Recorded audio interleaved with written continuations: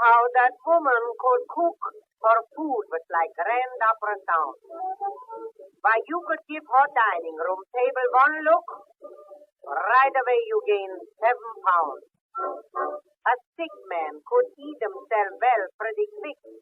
And when he got well, he ate himself sick. And her pies, without question, would pure in deception. Ah, God, how that woman could cook.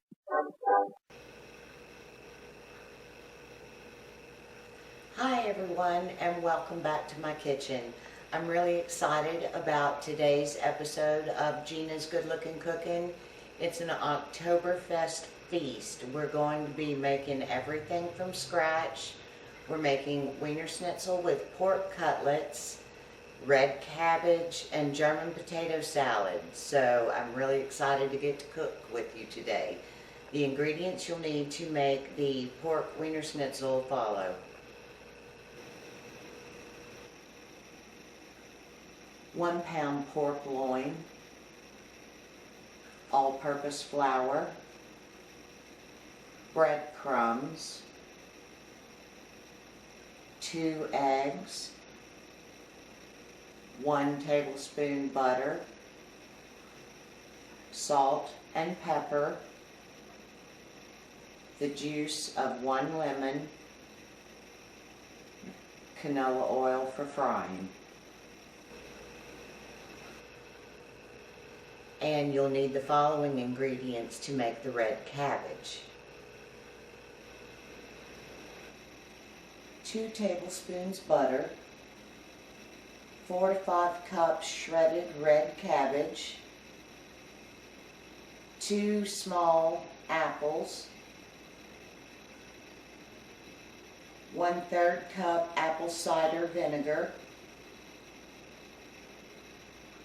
1/4 cup of water, 2 tablespoons sugar,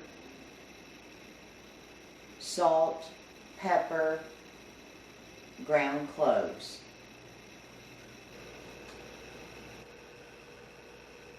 To make the German potato salad, you'll need the following ingredients. 2.5 pounds potatoes, 6 slices bacon, 1 cup chopped onion, 2 tablespoons all-purpose flour, 2 tablespoons sugar, 2 teaspoons salt, 1/2 teaspoon celery seed, 1/2 teaspoon black pepper, 3/4 cup water, 1/3 cup white vinegar. It is mid-October, however, that doesn't necessarily mean a lot in North Texas. We had 90-degree temperatures just last week, but it's starting to get a little cooler now. And it just makes me want one of my favorite things, which is German food, and that's what we'll be making today. We're going to make Wiener Schnitzel, red cabbage, and a German potato salad, and we'll start by getting the pork cutlets ready for the Wiener Schnitzel. And what I have is 2 pork loin chops, about 8 ounces each, so a pound of pork loin. I'm going to cut them in half, just like I do when I make chicken cutlets, and turn these 2 pork chops into 4 cutlets. We'll cover it with some plastic wrap and pound them out nice and thin, and then bread them, pop them in the refrigerator for about an hour, and start working on the red cabbage and potato salad. So I butterflied the pork chop now and then totally split it in half, so we have 2 chops. If you get them thin sliced, of course you don't have to take that extra step. I normally buy whole pork loins when the grocery store runs them on sale and cut my own chops. and that way I can do whatever I want with it. So that's what I had in the freezer to pull out. So we just split it and then pound it out nice and thin. Like you can see, these are less than half an inch.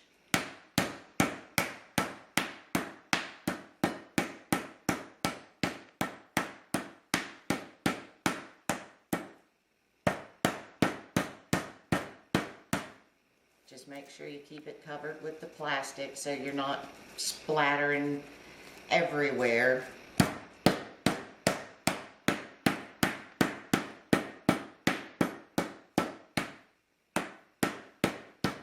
Alright, we've got those nice and thin now. We'll go ahead and start with our standard breading. This is the same breading method that you would do with any meat that you were going to bread and fry. We have flour, egg, and breadcrumbs. I'm using panko this time. I love the extra crispy texture that it gives everything. Since we are going to be pan frying these, I'm not toasting it. They'll get nice and golden brown in the cooking process. I have lightly seasoned all three of these with just a light sprinkle of salt and pepper. I'm going to do the same with the pork chops. I find that if you just very lightly season at all steps in the cooking process, you'll be amazed at how much less salt you actually use. And that's of course better for us. So we start out like always, flour, then egg, then crumb. It's a mess. I know I won't keep my hands clean, but if you can, good for you. Into the egg. And then press it into the crumbs. I have a rack here on a baking sheet. I'm going to just line them up here on this, then pop it in the refrigerator, like I said, for about an hour. In the meantime, while they're chilling and this crust is really setting in, I'll chop our cabbage, get everything going for red cabbage, which is so delicious. It's one of my favorite things in a German meal. I always get red cabbage, no matter what else I try.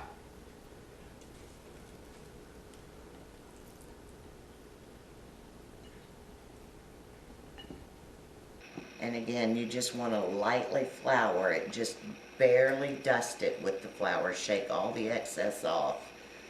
The purpose of the flour is to make the egg stick, and then the egg makes the crumb stick. And then you, so many times if you skip that initial flour step, you'll go to all the effort to make your beautiful cutlet and drop it in your skillet, and every bit of that crust just falls off. So it's one extra step. Your hands are dirty anyway. Take the time and do it this way, and I promise you won't be disappointed. And if you haven't tried panko breadcrumbs yet, I would definitely say grab a box, bread something.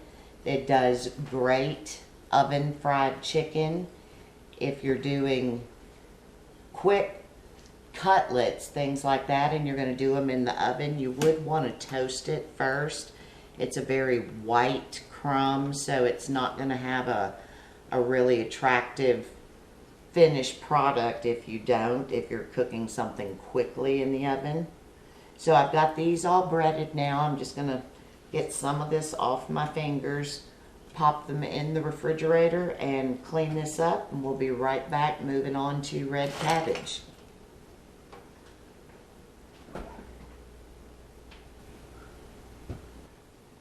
Okay, the pork cutlets, the Wiener Schnitzel, are in the refrigerator. They can chill for an hour. They can chill overnight. At this point, you could freeze them flat on the baking sheet and then bag them. They would keep very well in the freezer, just like our chicken cutlets that we make do. I would say if you're planning on baking them, again, toast the breadcrumbs. But if you're going to be doing like I am today and actually pan frying them, the untoasted is the best way to go, and that way they won't get too brown. So now I'm just going to slice up this cabbage.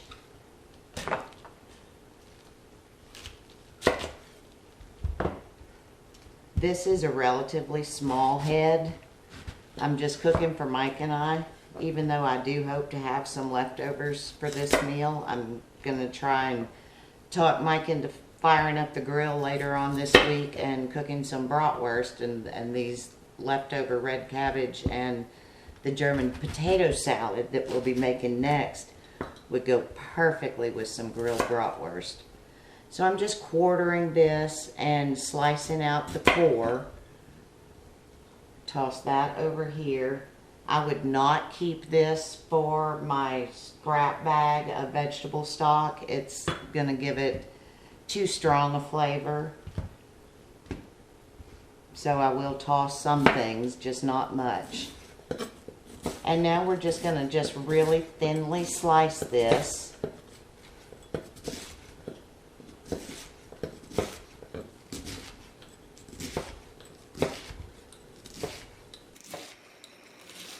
There's a little bit of prep work involved, but not a whole lot.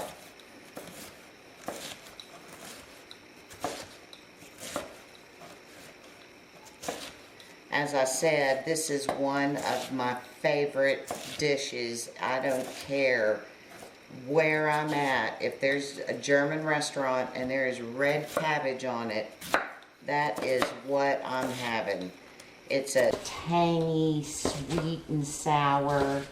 The apple just really makes it delicious.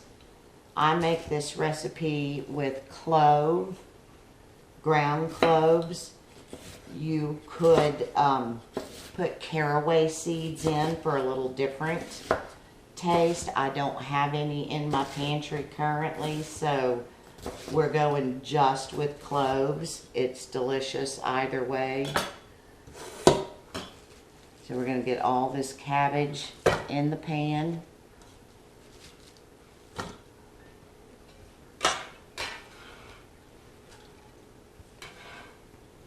And that was a relatively small head again. You want about 5 cups. It's going to cook down a lot, so just keep that in mind. I've got, these are Gala apples. Granny Smith's would be great. These were what looked the best in the grocery store and had the best price on them. I wouldn't do Golden or Red Delicious. Those are more just eat them raw apples. Something that's going to hold up to the cooking. Granny Smith's are the perfect baking apple as far as I'm concerned.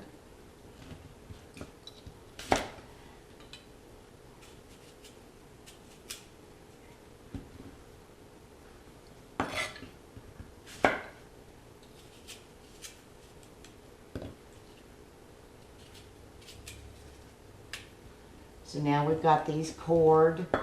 I'm just going to slice them up pretty thin also. And you'll notice that I don't peel.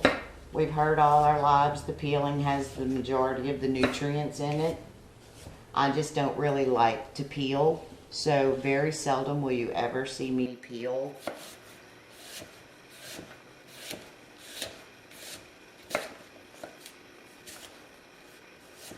And these are going to cook down, so you know you don't have to be super precise.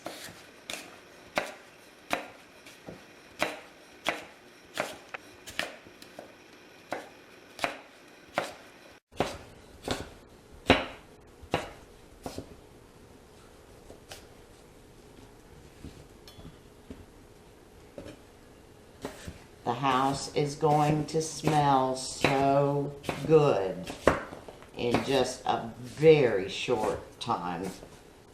It is a very strong smell when you're cooking it. Be prepared for that. A lot of people are put back by the smell because it's very strong. But it is delicious. It's very much worth it. I love it. Some people don't. Some people won't try it because they don't like the way it smelled cooking. If you give it one chance, you're going to be hooked. So now we're going to add the 1/4 cup of water.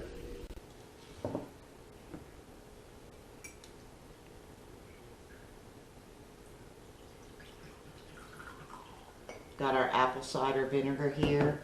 If you don't have apple cider vinegar, it is absolutely okay to use white vinegar. I'm going to go ahead and get the 2 tablespoons of butter in.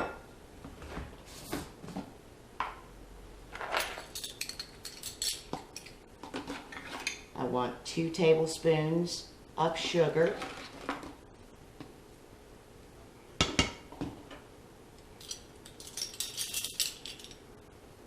About 1.5 teaspoons of salt, 1 teaspoon of black pepper,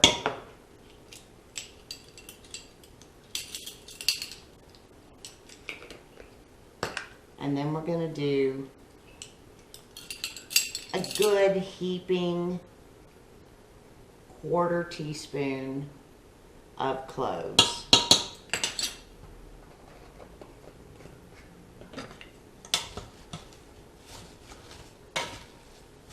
Give this a stir, get everything all blended in.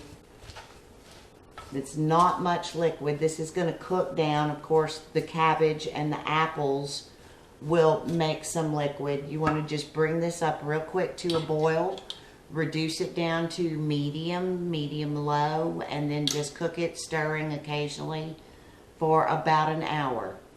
So I'm going to get this started, clean this up, and we'll be back in just a few minutes to get our German potato salad going for our Oktoberfest feast.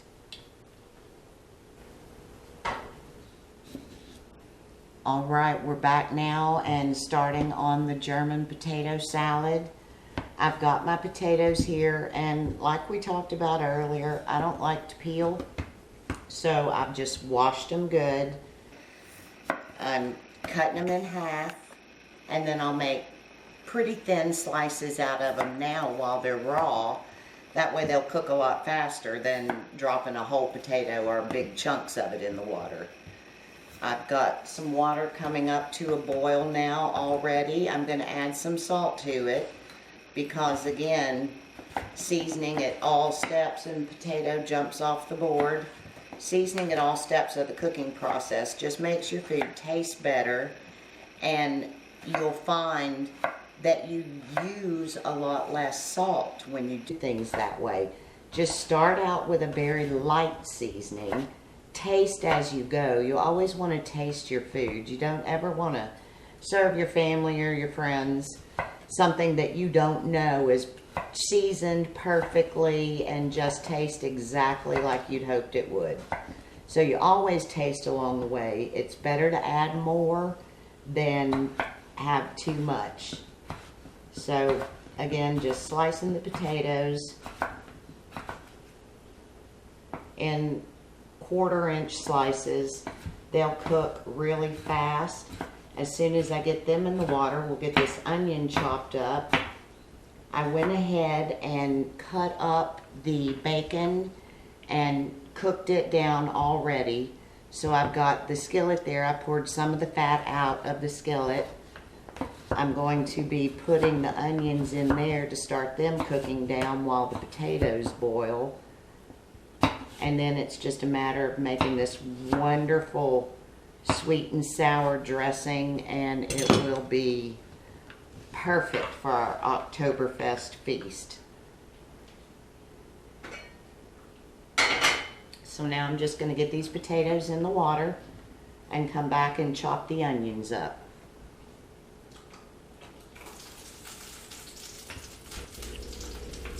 Now the potatoes are coming back up to a boil. I've got the skillet that I cooked the bacon in, nice and hot. I'm just going to get these onions chopped up and start cooking them down in that same skillet.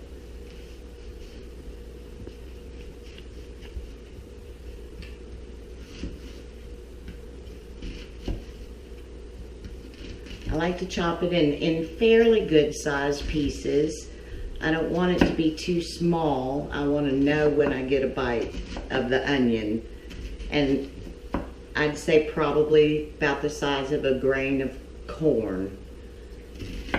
And you can always add more or less. These onions that I had were just huge, so I'm just doing a half of one, which is going to give me right at the cup of onions the recipe calls for. It is another one of those recipes. The dressing for this calls for white vinegar. If you don't have white vinegar, all you have is cider. Use it. It's not a big deal. It's all about that sweet and sour dressing that goes on it. So I'm going to get these chopped onions in the skillet now and get them cooked down. I'll keep an eye on the potatoes. They'll cook real quickly because I sliced them so thin. And we'll get back and get everything pulled together, and then we'll cook our schnitzel.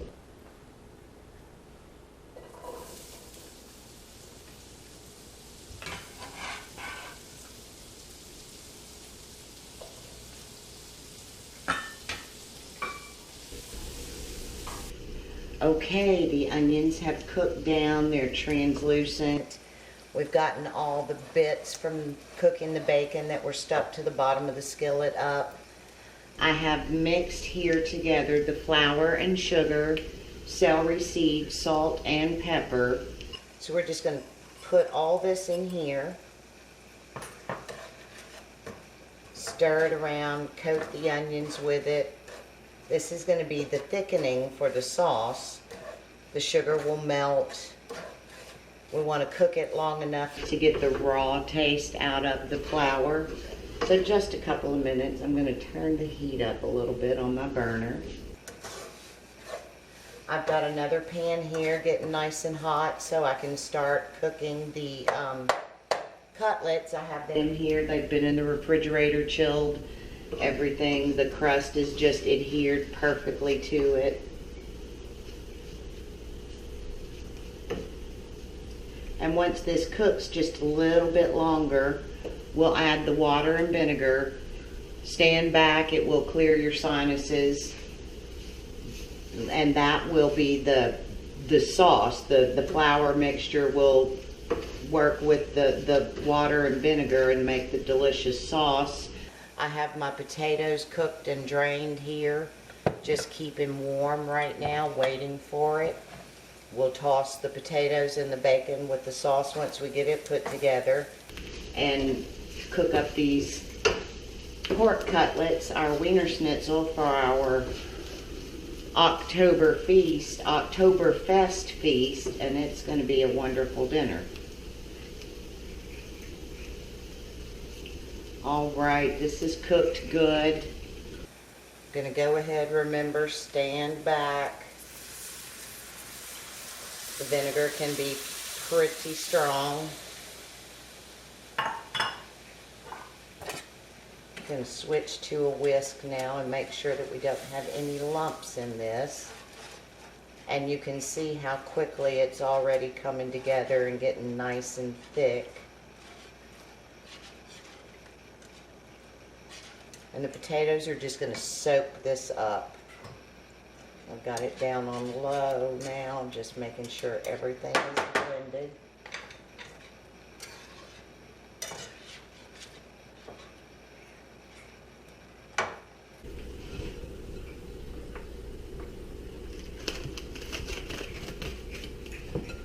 And now these hot potatoes, we're going to just pour this dressing over it.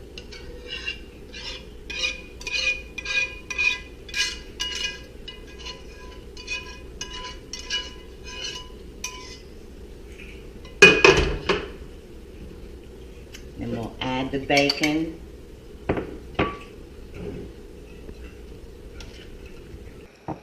just want to coat all the potatoes with this yummy sweet and sour sauce. You're just going to soak it up.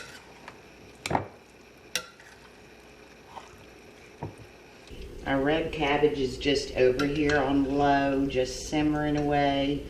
I took a taste of it a little earlier to see if it needed any adjustment to the seasoning.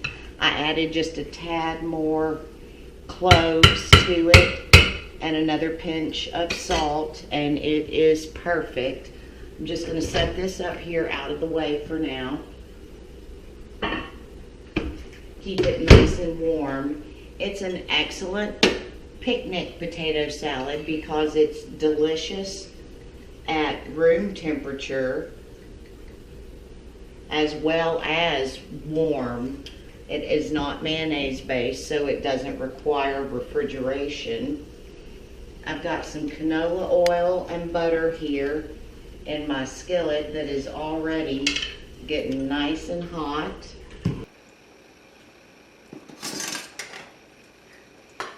As soon as this all melts, the butter will bubble. When it stops bubbling, that's when we drop the cutlets in. It just takes just a minute. I like using the stainless steel cookware. A lot of people are intimidated by it, and I definitely was too when I first started using it. I had just gotten so spoiled to non-stick. But the secret to cooking with this is you just let the pan get really, really hot before you put any oil or pan, non-stick spray, anything in it. A hot pan and the cold oil combined will help prevent it from sticking. Another secret for sure in cooking any kind of meat is once you put it in, don't touch it. Just let it cook, and when it's ready to be flipped, it will release and you'll know. But don't keep picking it up and moving it around. So the butter's all bubbling good. That's just about done. We're going to go ahead and get 2 cutlets in here now. I'm going to cook these 2 and 2. I have some paper towel over here and another drying rack. So I'm going to put them on this rack once I get them out and pop them in the warm oven until I get the others done. And we'll be back with our Oktoberfest feast. And here we have our finished dinner. We have Wiener Schnitzel made with pork loin sliced thin and pounded even thinner, coated with a crispy breadcrumb and pan fried, German potato salad, and my absolute favorite, red cabbage. I grilled some pumpernickel bread to soak up all the delicious juices and made a quick little pan sauce to go on the Wiener Schnitzel with a little chicken broth and some garlic, a splash of wine, and cornstarch to thicken it. I hope you try this meal and enjoy it as much as we do. Enjoy October. Winter's coming soon, and I'll see you all again on another episode of Gina's Good Looking Cooking. Or, oh, how that woman could cook her food was like grand apprentance. Why, you could give her dining room table one look, right away you gain 7 pounds. A sick man could eat himself well pretty quick, and when he got well, he ate himself sick, and her pies without question. Put pure in deception. Oh, God, how that woman could cook.